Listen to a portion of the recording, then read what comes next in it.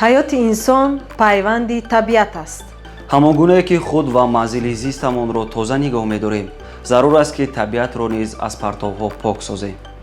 партовҳо дар табиат сабаби авҷи бемориҳои гуногуни сироятӣ гардида ба ҳаёти одамон хатар доранд. зеро партовҳо дорои миллионҳо микроб буда боиси пайдоиши бемории дарунравӣ мешаванд. бо партофтани партовҳо дар ҷойҳои муайяншуда мо саломатии худро муҳофизат намуда ифлосшавии замин, об ва муҳитро пешгирӣ менамоем. агар мо партовҳои коғазӣ, пластикӣ ва шишагинро ҷудо партоем, ин метавонад барои коркарди дубораи онҳо мусоидат намояд.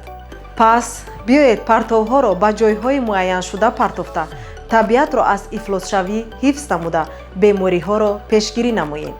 зеро тозагӣ гарави саломатӣ.